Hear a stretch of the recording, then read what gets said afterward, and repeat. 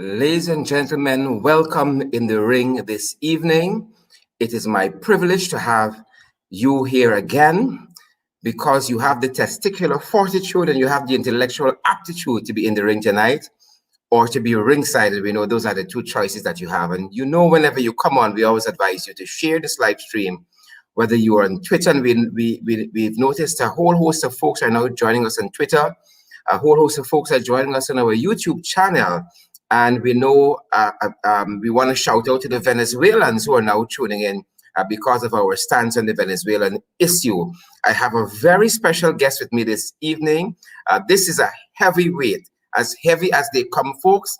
A pound-for-pound fighter, and he is going to he can take you to the 12th round if he wants to. But usually by round 3, he disposes of his opponents. I'm privileged to be joined by so many of you this evening. I'm going to bring on our special guest in a couple of minutes. As you know, we wait for you guys to share our live stream. You aren't going to be disappointed this evening by any measure.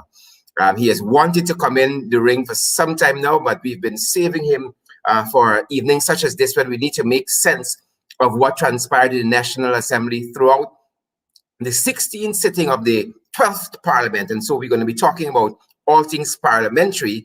We have to, this is one of those very special reports this evening because of the nature of how the business of the House went. And we crave your indulgence as you share the live stream, folks.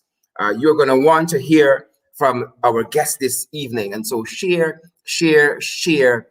this live stream. We are going to be talking about all things parliamentary sitting, the 16th sitting of the 12th Parliament, which occurred today from about 10 this morning rather, until about 6:30, 6:45 this evening, when the session was adjourned, and a whole host of things occurred in the Parliament. I'm waiting until I have enough of you here because we have such a guest this evening. So while you come on, we encourage you guys to share the live stream. You're on Twitter, retweet. You're on YouTube.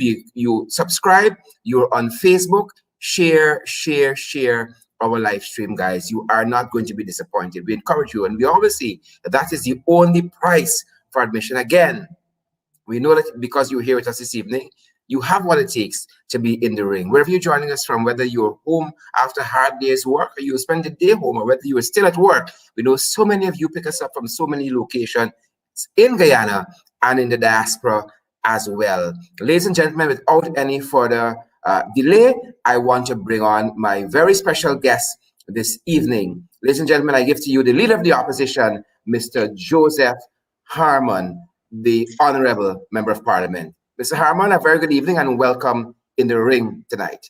Thank you. Thank you very much, Sherrod.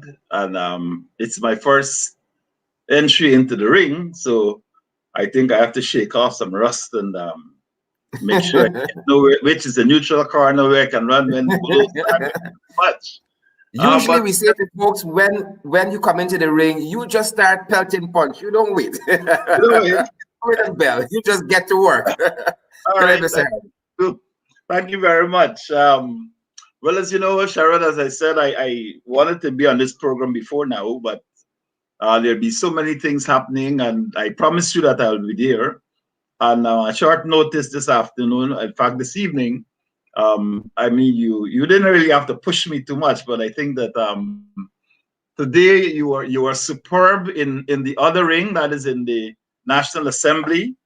And I think all of our MPs were superb in debating.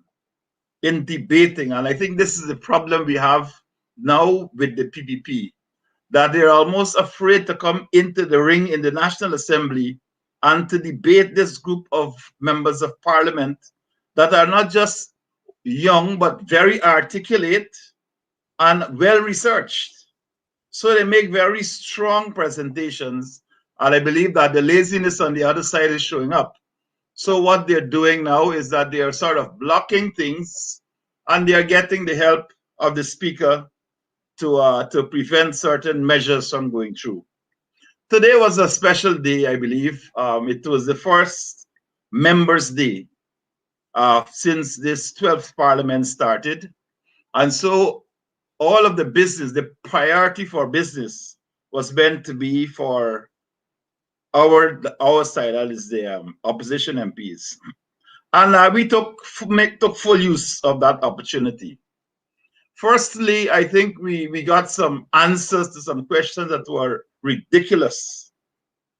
We got some answers. In fact, I spoke on the 12 o'clock program with Christopher Jones, and the questions which were asked by Camera Jamjitan of the Minister of Agriculture on some fishing boat licenses. Everybody know, every time Dick and Harry know who got the license. But the answer which he gave was even more ridiculous by saying, oh, the license Tell us about that. Yeah? Tell us about the answer. Yeah, well, I'm trying to paraphrase it there. The license was given to a person who is within the fishing industry, who is well known, and whose I think whose credentials are okay, and did not need to be vetted, or there was no need for any due diligence, and some foolishness like that. Until now, you cannot get an answer as to who get the license. 2 licenses that were issued. And I think I spoke at length on this at the midday program, that fishing licenses are controlled. The release of fishing license is a control issue. It has to do with the way in which the international maritime arrangements work. It has to do with the overfishing in your zones and several other factors, including the local fishing industry and the number of vessels that are licensed in the fishing industry. And as soon as the PP got into office, I don't think the ink was settled on the paper before they started sharing out what is considered to be the national patrimony of Guyana. Those 2 licenses went to friends of the PPP, and we know who they are. And as I said on my earlier program, we will find ways of letting that information get into the public domain, because there are people who mouth very fast, who start a lot, write a lot, but when it comes to their own business, they're gone very quiet and threatening people with all kinds of things. But we are not afraid of threats, and we're going to let the public know why this kind of corruption has taken place so early in this PPP regime's time in office. But that was one. That was the license. And of course, they couldn't say whether they said, okay, that due diligence was not required. They couldn't tell you what's the name of the person, what's the address. I made a point earlier that even why the secrecy? Why the secrecy? Yeah? Why the secrecy? Well, that's the point. What is there to hide? What is there to hide? And what I'm saying, that transparency and accountability are 2 important factors of a government. And Correct. If you are saying that you are always transparent, see, our transparency number is now 41. Last year it was 40. It's gone to 41 now. But the point is that we have people who have already started pushing their hands in the cookie jar. And Correct. So we have to start to put something to stick it inside there and keep the hand in there. It can't come out. So these questions that were asked, there was no proper answer whatsoever. It's as if the minister was saying, to hell with you. I do not have to answer to you, neither do I have to answer to the Guyanese people. And if I say, well, look, I'm not saying anything to you, that is it. But even further, I think the minister went on to say to the member asking the question that, oh, yeah, you used to issue licenses for this, without this and without that, so I could do it. That kind of abrasive, faced attitude that is so emblematic of what is happening here in this PPP regime. They feel that they can give you any answer, take it. It is the same thing I spoke about, this secrecy about the questions that were asked of Robeson Ben last month by Geeta Chandan Edmund MP, when she asked the question about these persons who you released from prison. And he didn't feel that he had the responsibility to say who they are, but just to say that the offenses to which they were incarcerated ranged from murder, had to do with trafficking in narcotics, rape, bestiality. It had to do with armed robbery, robbery with violence, all of these offenses. But yet they couldn't say, well, how long was the sentence and what is the nature of the remission? How could you leave out all of these people and don't tell people who might have given evidence in these cases that, look, this man against whom you gave evidence is coming back into your neighborhood? And you don't know what can happen there.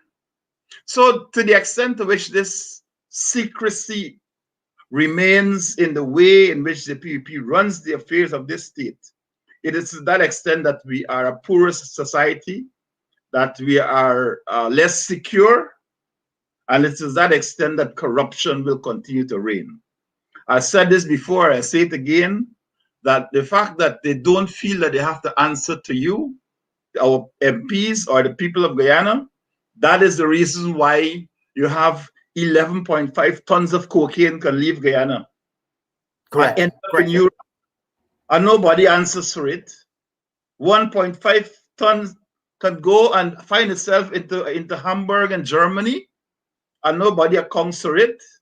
An aircraft can land in region 8 or region 9 with cocaine, guns, ammunition, and foreign currency, and nobody knows anything about it.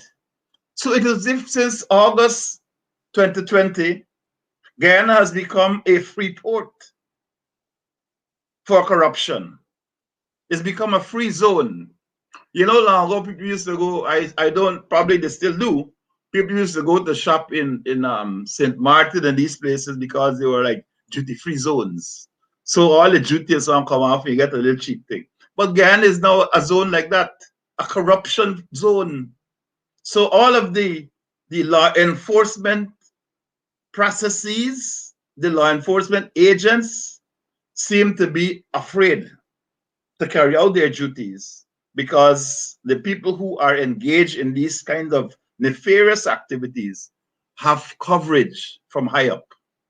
So we have a situation in which we are slipping into an abyss of corruption, into a society that is lawless, and into a situation in which we are being run by a mob of dictators.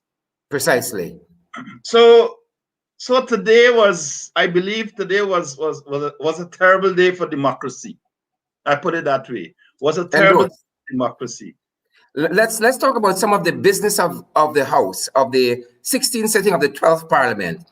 Some of the important bills, for instance, and motions that came up, for instance, was the Narcotic Drugs and Psychotropic Substances Control Amendment Bill of 2020, 16 of 2020. Mr. Harman, you know the origins of this bill. Talk to us about that. Talk to us about what it hopes to do. And we even know by the sheer weight of the arguments at the end of the debate, the Speaker, exercising his own deliberate judgment, gave the debate to the ayes, which is the opposition. But then he had to be coaxed that the opposition can't win the bill. It has to be the government. Talk to us about this weed bill. Well, this bill that they call a weed bill, this is a bill that has its genesis since we were in government in the 11th Parliament. And on a motion, I believe that was moved by MP Carrington. That motion had the support of several, in fact, it was what you call a backbencher motion. And it had the support of many of our MPs. What we felt was necessary, however, was that there should be some cleaning up of the motion. And so what we sought to do was to have some consultations on it and to tidy up the whereas and the wherefore and so on in that. Correct. So that it rested with the Attorney General's office for a while to allow for those processes to be completed. After we came into office, and based on what we'd actually said to all of Guyana, that we are going to look very seriously at the custodial sentences, the custodial sentence for small amount of marijuana. And so a few weeks ago, maybe a few months ago, it could have been that we actually filed this motion. I think you filed. Sir. You filed that motion. And in effect, what they're seeking to do is to raise the level of the quantity of marijuana for which a person can be incarcerated. So, for example, at this point in time, you can get a 3-year sentence for, I think it might have been 10 grams or something like that. I don't remember the exact figure. But what this bill sought to do was to raise that amount to almost about 200 or 300 or something, or somewhere like that. Yeah. So what it does was that it frees up a lot of the young people now who might have been using marijuana for recreational purposes, some who would have been using it for medicinal purposes. And what it did was to basically, as you said, and as the other speaker said, they call it free the weed. Now, this is some free up the weed. Free up the weed. This is something that's occurring all over the world. And I believe the most important research on this, and this was a research which we relied on, was a research which was done by CARICOM. Correct, sir.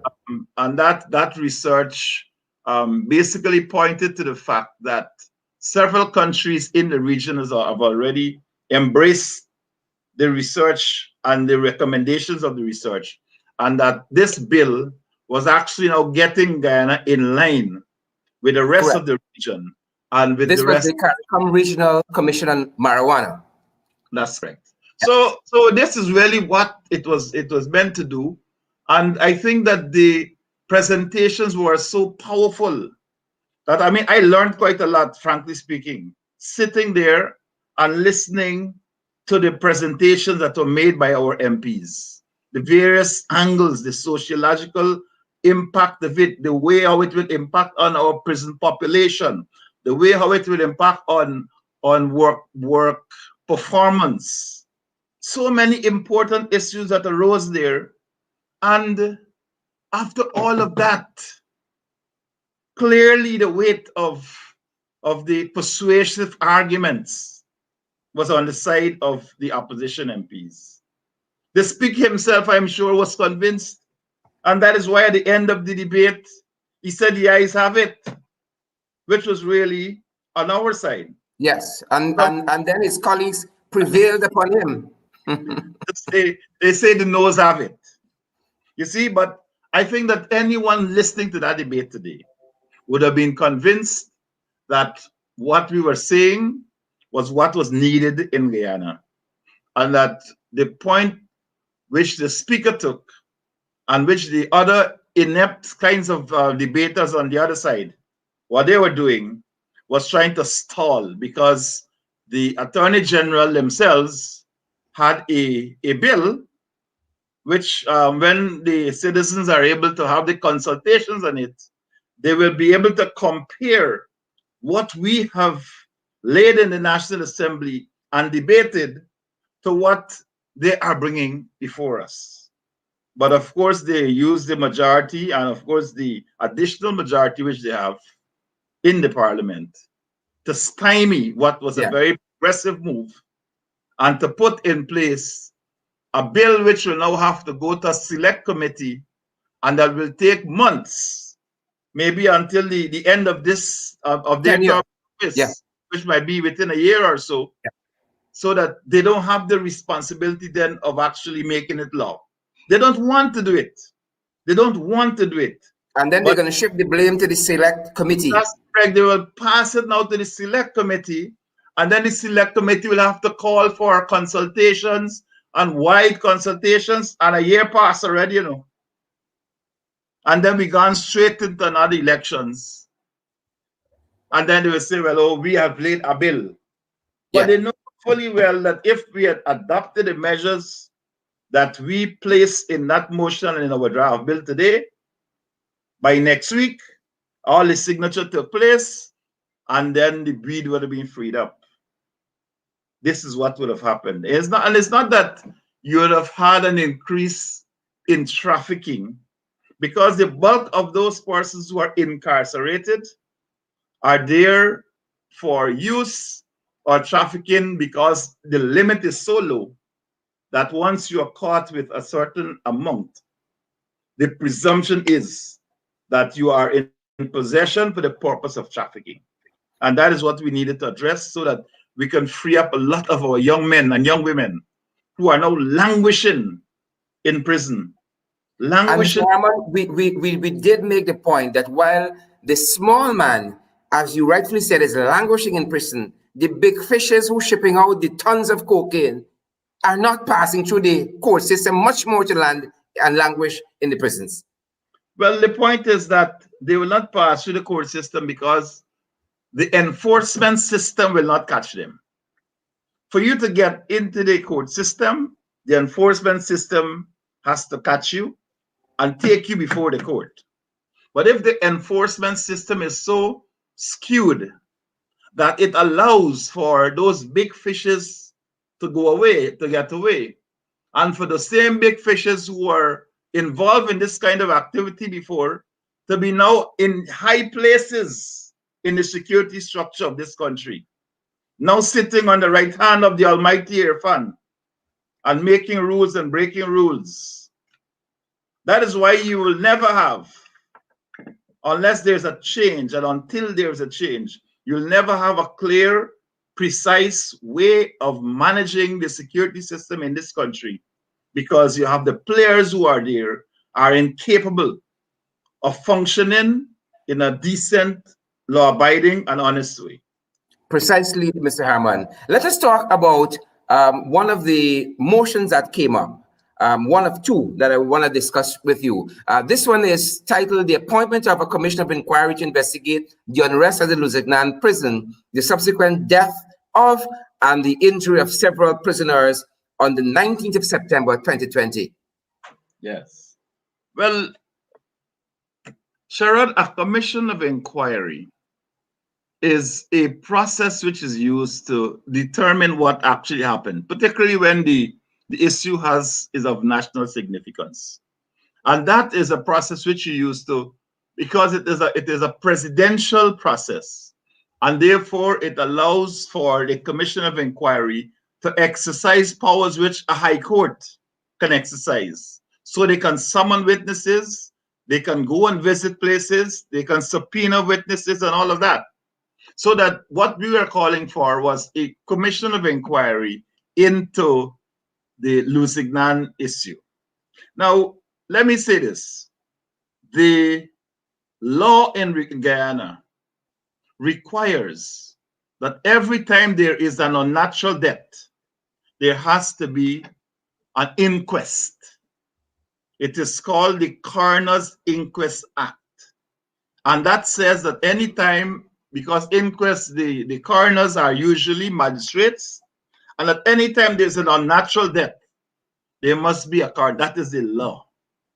Very often we bypass it, but even if somebody meets their death in a road traffic accident, there has to be, under the law, an inquest.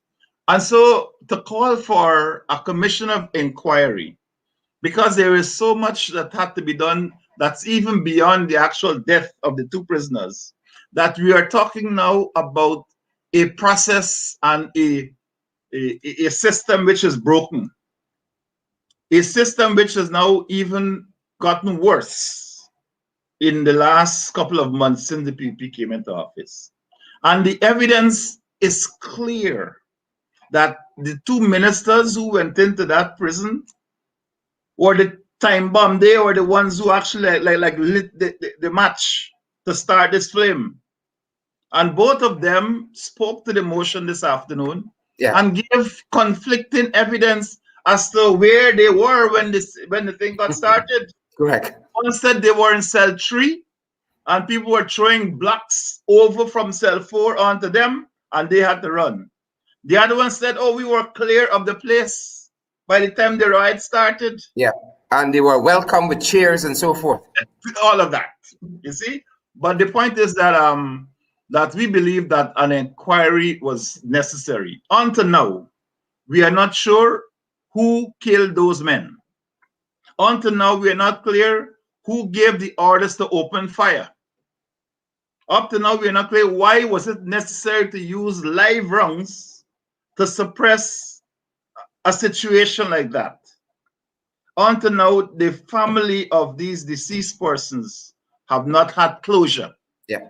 Because, Mr. Harman, one of the compelling things in this issue is that the wounds sustained by the victims here are inconsistent with the reports. They said these guys were charging to them, and yet we see them being shot in their back and so forth. That's correct. And you see, Sherrod, the Facebook and the social media is a very powerful tool.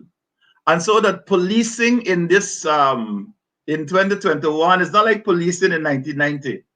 Because you can make a statement, but the evidence that is there contradicts what you are saying. Yes. And this is the point that we are making, that the report from the state, from the PVP administration, the report says one thing, but the evidence of the bullets entry and exit from the persons, yes, is a different story altogether. So why is it that we as right-thinking Guyanese must accept that the version which was given by the police is correct, and there's absolutely no reason for an inquiry because enough has been said in the daily newspapers? That is not how things are done. That is not how you run a country, because it's going to happen again and you still have no point of reference on how this thing happened in the first place and what were the recommendations made to correct it to make sure it doesn't happen again. So our motion today again was well researched, well debated, and I think they had no answer whatsoever for it. But well just said, for Mr. Harman. say, I will not agree with a commission of inquiry. We have provided enough information. Well, do what you want. That is it.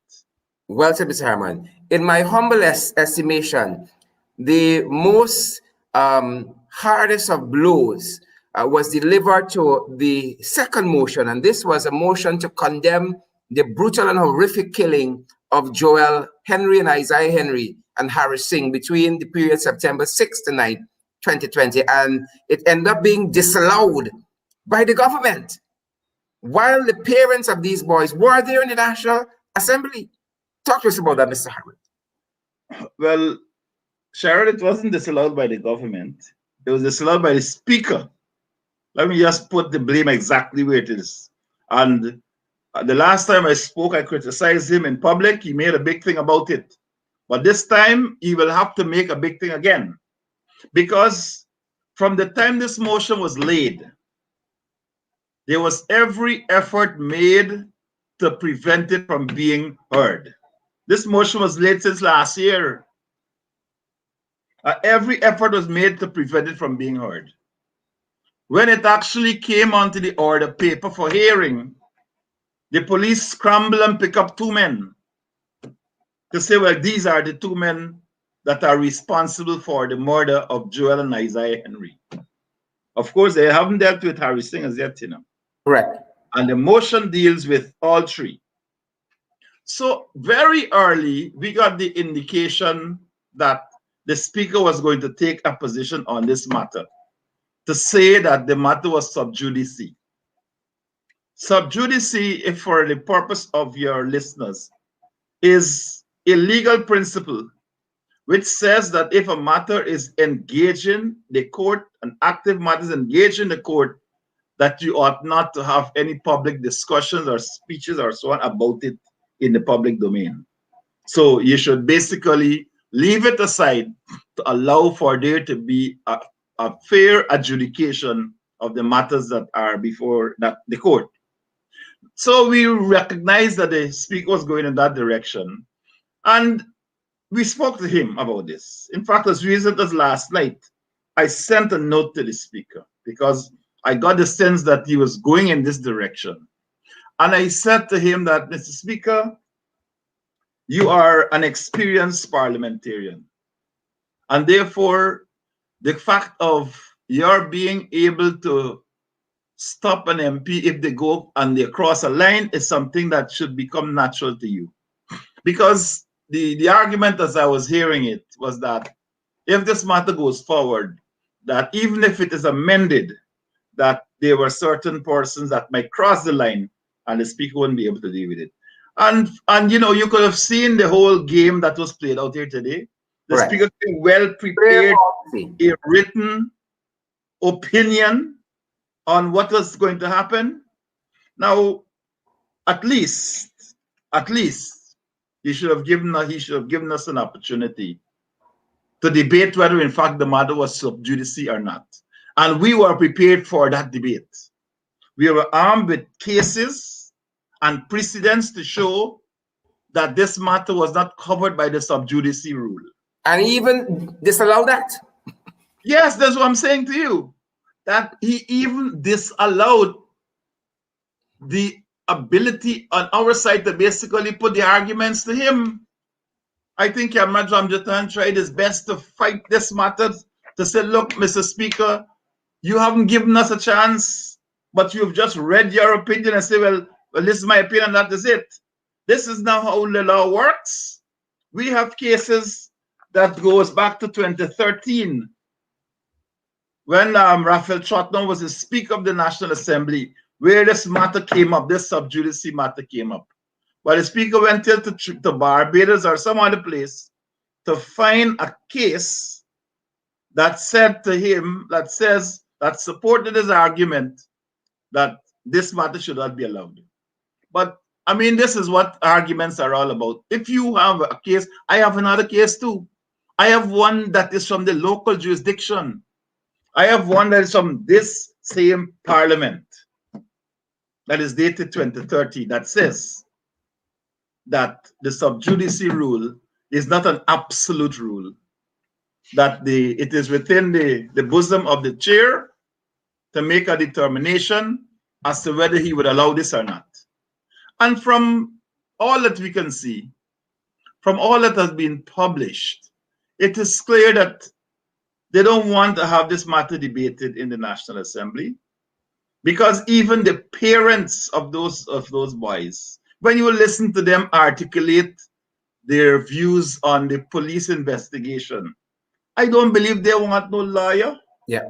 One of whom fainted this afternoon. Of course, they can argue their case, and this is what sometimes annoys me when this PPP narrative that's promoted again by Robeson Ben and so on.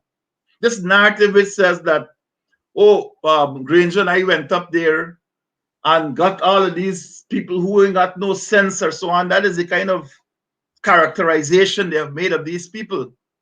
And so what I was saying, that there's one consistent issue in relation to the Harry Singh and the issues on the Henry Boys and the Luzignan prison.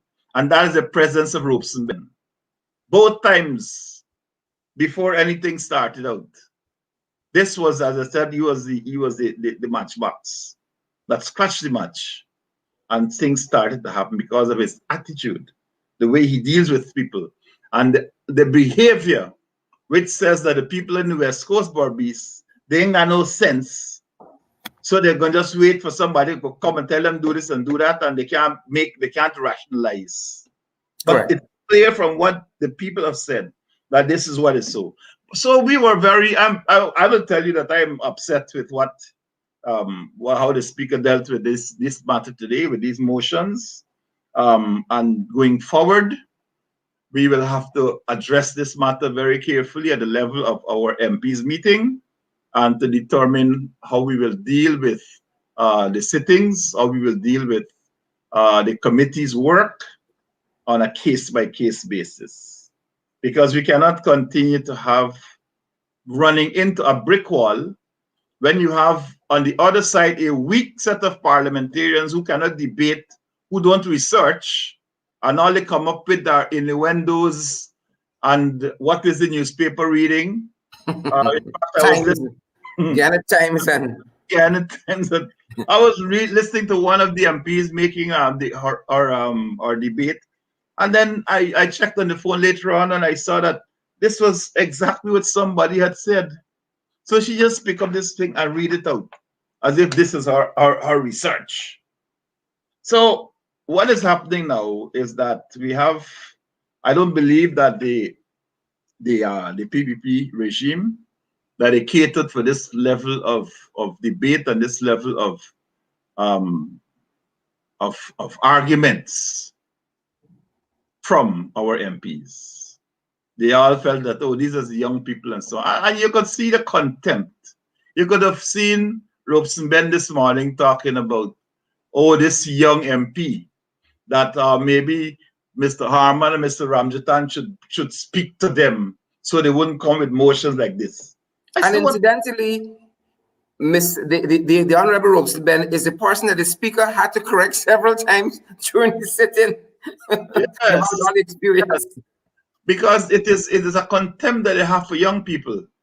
I've said, and I think one of the MPs repeated it, that from the day you are sworn in, you have all the rights and privileges as any other MP, because you represent close to 7,000 votes in that National Assembly. And so nobody can treat you as if you are less than them or less than anybody else.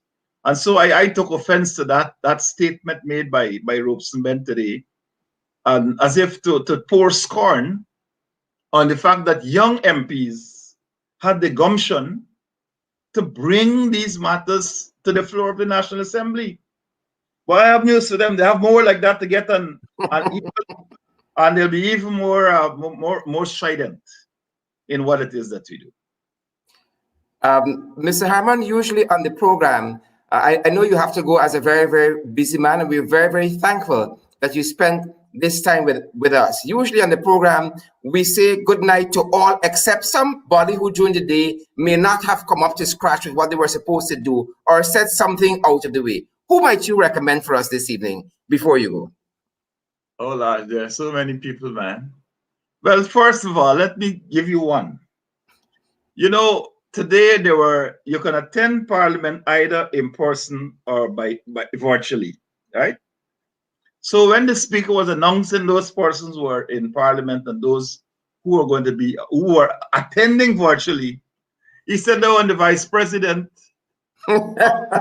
attending virtually. But you know, technology, you can't get away from it. Because when you click on participants, you see all the people who are there. And for the entire day, I keep asking the other folks, I said, have you seen this name pop up? No. And I think somebody sent a message to the Speaker to say, well, you know, you haven't seen this name that you said is on there virtually. So I'm sending a shout out to that absent person. Could have been there and be educated a little bit more on what the government or what the administration ought to do. I'm sending a shout out to him, hoping that he's being able to hear us, and he's in Guyana, because I get all kind of thing that sometime you hear, sometime you there. I know we there, but we couldn't see him today, even though the Speaker said he was present. So Great. That's the person I want to shout out to tonight. Great. And based on all that you say, we will say good night to all except the Speaker, because the Speaker to be so we're going to say good night to all except the Speaker of the National Assembly, because he seems to be shifting recently. He started very well, but he seems to be shifting and allowing a kind of partisanship that we should not have. So good night to all except the Speaker. Mr. Harman, I want to thank you. Maybe under some pressure, but he has to learn as a Speaker. You are the third branch. You are the legislature. You are an equal partner in development. You're equal partner in government. You're the legislature. You are not a little boy. You're not a party comrade to be dictated to. This is the legislative branch. Correct. And so you have to make a stand. And if as a speaker you can't make the stand, well, let somebody else sit in the chair who can make that stand. Correct. Correct. And for all those reasons, we're going to say goodnight to everyone else except the Speaker of the National Assembly. Thank you for joining us, Mr. Harmon. It's a privilege having you in the ring. Pleasure being here. Thank you. Thank you, sir. Yes. Great. Folks, there you have it. The Leader of the Opposition, the Honorable Joseph Harmon, MSN, MP, and a very, very able leader for such a time as this. We are privileged to have him stopping by, a very, very busy gentleman. He's off to some equally important engagements. And we really want to thank him and his office for having us, for lending him to us on the program this evening. We have joining us from region number 5, region number 6, the one and only MP, Viceroy Jordan. Mr. Harron, please bear with me. I can take you off from here. Great. Viceroy, how are you doing, sir? A good night to all except the Speaker of the National Assembly. You're correct, Sherrod. A pleasant good night to you. What are your thoughts? Yes, sir. You're correct. You're in order. You hear me, Sherrod? Yes, sir. Great. All right. Yeah. So unfortunately I couldn't make it straight home because I headed back to Barbies after Parliament. But thank you for having me tonight, Sherrod. And good night to all Guyanese once again. I should have said this is my twin brother from a different mother. Right. You should have said that. So I like to say good night, Vince Roy, and you got to say good night, Sherrod. Good night, Sherrod. Good. So we're going on tonight, Sherrod. Right there. Today, I was somewhat disturbed at what transpired in the National Assembly, and more so by the visit of the Henry family and the action of our speaker.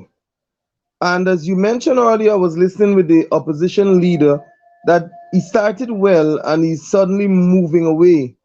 Yes. But my view is that you said he started well. I wouldn't say he started well.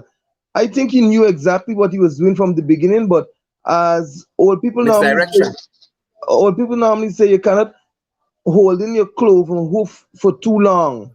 So he was trying to hold it in on day 1, day 2, and you know, thereabout. But it the flipped. true person has shown through. The true nature has come out, and so we're now seeing the true speaker for who he really is. But Sherrod, let's cut to the chase. We have a very important matter before us, and that is dealing with justice for the Henry cousins and Harry Singh. We tabled a motion in the National Assembly with the presence of the family of Joel and Isaiah. The motion was moved by the Honorable 𝐓𝐡𝐞 𝐑𝐢𝐧𝐠. It was slated to be debated for quite some time now. Up until December, it was on the order paper to be debated. I think it was the 23rd, and then we moved to the 28th for another sitting. It was then moved to today, being private members' business, a day where the opposition take their motions or whatever business we have to Parliament, so the day is set aside for us. Fortunately and unfortunately, the motion was slated to be debated today. As a matter of fact, I spent time putting together my debate speech. Likewise, the other members of the coalition opposition. Only to note today, Sherrod, that we cannot or will not be debating the motion, simply because the speaker finds it fit to say that the matter is before the court. Yeah. And as when he mentioned, you joined Ricky Ramsu. Great, nice to have you, Ricky. Welcome, Ricky. Right ahead, Viceroy. Yes. So, Sherrod, upon the ruling of the I'm getting some terrible internet connection here. Sorry. The Honorable 𝐓𝐡𝐞 𝑑𝐢𝐧𝐠 tried to explain to the speaker and show him instances where he can, or where it was ruled under the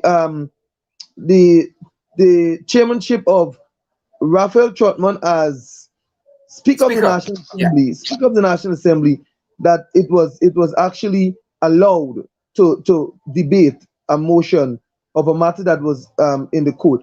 So the speaker didn't want to listen to that. He struck it down. But the meat of the matter tonight, Sherrod, is that the family or the families of the Henry boys and Harry Singh, they're hurting.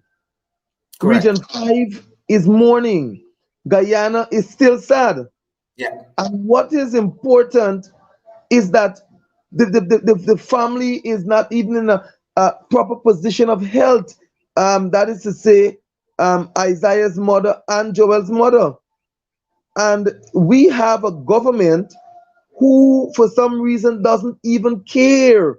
Yeah, because I heard the parents say that even when these guys were arrested, they weren't even called and notified that we have apprehended, the suspected perpetrators of these heinous crimes. I mean, so the government doesn't care.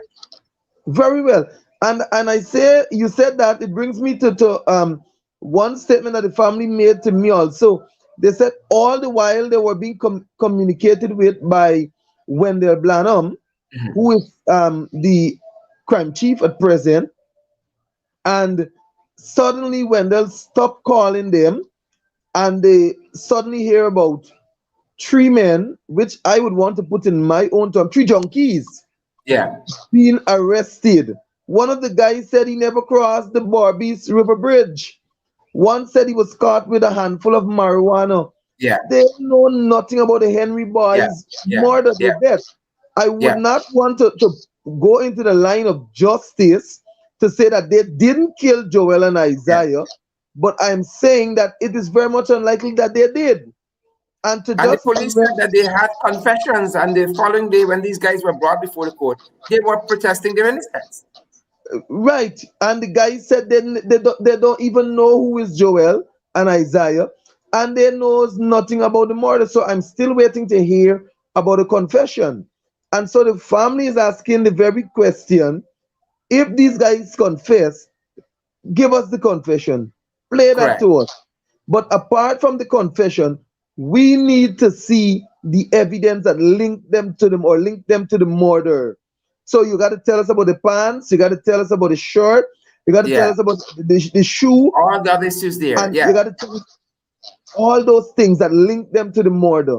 And none of that is forthcoming. As a matter of fact, the family was only informed about the court matter with these 3 guys, on the morning of the court. Yeah. And we want to alert the viewers on hearing of the failure of the motion into the deaths of their sons. I think it was Joel's mom who fainted in the National Assembly. Right. So after their presence there today, sitting and waiting to hear us debate this motion. And Sherrod, let me just, for the sake of the viewers, the motion is one that is brought to condemn the killing and to hasten the work or the course to justice for this family or these families. Our colleague Ricky was there. The title of the motion is condemn the brutal and horrific killing of Joel Henry and Isaiah Henry and Harry Singh between the period September 6th to 9th. And again, for all that you've said, Vince Roy, the speaker disallowed the motion. Perhaps, like Branham, he's receiving instructions too. Ricky, what are your thoughts on this, and perhaps any other thing during the day that stood out to you as a member of Parliament? Well, Sherrod, first, I want to say good night to our viewers and to my colleagues here, Vince Roy. Look, I don't want to get disappointed, but I didn't expect anything better to happen. All these motions here is for the benefit of the Guyanese people. We didn't want the political mileage, as Gita was saying. It's about having the right thing to be done. Same thing Kamrad said, the right thing to be done. in terms of the Henry Boyce motion, we wanted the thing to come forward. What is there for the PPP to be to hide? What is there? You don't cover up anything here. We are trying to get the facts and get the thing come forward. It's me, therefore, it's telling me that you have something to hide. Precisely. Now Precisely. the Speaker of the House uses a term, I don't know the term, but what he's simply saying is that once the matter is at court, that you cannot debate it in Parliament. Now, you want to tell me, as a young parliamentarian and a person who has to uphold the Constitution when they are gone, tell me that any matter that we brought to the Parliament, that somebody can just go file something to the court and stop us from debating in Parliament? Is that what you're telling me? Yeah. And I'm so totally disappointed with that, because I know our Raphael Trotman, the former Speaker of the House, also, he will rule in the government favor in a matter like that. And that is what Kemal was trying to get his attention, and he was not listening. Yeah. And what we should be doing here in this instance is pursuing the truth. Exactly. Aiming for transparency, and everything is being done to stymie accountability and to stymie transparency by this fraudulent PPPC administration. I do not know how their supporters are taking it. I'll be honest with you. Because we, as young politicians, yourself and Vince Roy and so on, we are there for trying to get as much facts and research as possible, so that we can able to put forward the evidence, so that the Guyanese people will get the full benefit of it. And this is what we do in terms of that high, respectable or honorable house. We are trying to get the facts there and put it forward so that they can answer these questions. Let me tell you the other one too. I don't know if you read it, and I posted up on social media already, so the speaker can ground me if he wanted. And so I don't care, because you know what? This is what you call democratic right. This is That's the not answer to your question. dictatorial. This is not dictatorial. The question of the Minister of Agriculture ought to be answered of the trial license. Them might change this word from licensee, that is the person who's gonna own the license, and put a license. I want you to look back at the documents that was given to us, and saying that that license does not have to go through a due diligence. We were not asking a question of that. We were asking of the individual due diligence, which means the licensee. Yeah. You understand there? Check up on them. Check their background. Make sure they pass all of the stages. Yeah. The second part, another part of the question, rather than answering the question, the man gonna say when Cameron used a gun license, and what has to do with answering the question? Yeah. Yeah. So I just have to capture that part and put it on the social media and let the people see the agriculture minister what he's doing. Yeah. Yeah. And this is what we will be doing as young people. Of justice. Yeah. We have to expose them, show them. The people have a right to know. We're not about secrets. Exactly. And that is what the honorable leader that the opposition was saying just now. They don't understand that we're in the 21st century and the power of social media. So all of this shady and secret, and we don't want to tell you, and you understand me? You want us to believe what you want us to believe. It's not going to work. Definitely. And this is the 21st century, bro. This is where we are trying to bridge in gaps all over, try to get people to understand. But this all, and you know, I want to commend you. I want to commend you for your presentation, and especially called the rebuttal in the final stages, to show that our young people have a voice and we have a saying. And it was totally disrespected by the Home Affairs Minister. Yes. Minister Ben, yes. You understand me? The President attacking Minister. Young people. What is there to attack a young people? Yeah. And the young people that he should be attacking, he's not attacking them. This is Onage Waldron, that liar, who stood in the National Assembly and said she's not a dual citizen. And the Chief Justice says that yes, she was a dual citizen on the day she took the oath. Correct. If you want to call him young, in the National Assembly as a convicted of assault. Right? You have the pandit who interfered with a little girl over the river to the extent that he committed suicide. He Yeah. bypassed all of those people and casting aspersions on our side of the house at our young people. And those are just a few who we have called. You understand me? There are some who got their friend and fiance and boyfriend getting 100 million contract because in this government you got to be sleeping with somebody to get by. Exactly. And there's no due diligence check on those things. You saw the contractor give 100 million for a contract for a road. Due diligence required. Who you related to? You understand me? Who bed you sleeping in? Give us a break. That's right. Yeah. Yes. These frauds. Yes. So Sherrod, I want to also point something out clearly to the Guyanese public. It was during the debate of Joseph Hamilton that he, in no uncertain terms, stood to the floor of the National Assembly and he said that we took the case of the two Henry boys murder and make it a big issue. Yeah. He further went on to compare the death of these two young men to that of the 18 prisoners that died in the fire at Camp Street Prison. Yeah. And then saying, if it is two deaths that we are making such a big issue out of, he further went on to accuse me of he said, we burned and we destroyed and we beat and a whole host of things that we did to the people here in Region 5. And the man literally said that the deaths aren't important. And also, mind you, he forgot that Harish is dead. Or he forgot that it was alleged that a young man by the name of Harish Singh died. Correct. And so he mentioned only two persons, and that is Joel and Isaiah. And I'm still trying to come to grips if Joseph Hamilton really knows that Harish Singh died. Because he's really belongs to a different age, and he's of that age and stage where his mind might be slipping. You see, mental health is a risk, you know.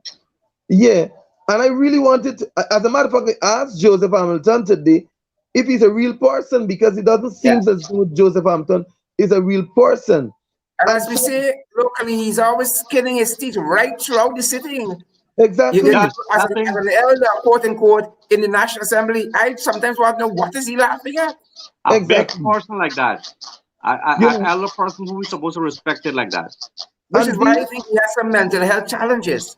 And that goes to show the level of seriousness of the PPP with regard to the murders of these young men. And so it draws the conclusion that they don't care about the family. They don't care about the death of these young men. It brought to the point where the mother of Isaiah fainted as we were speaking. While he was inside laughing. While he was inside laughing, the mother of Joel, her asthma rate so high that she was wheezing so profusely. She was going at such a rate. We had to put them to sit. And we try to calm them down. Now, Sherrod, is this the caring government? No, they aren't caring.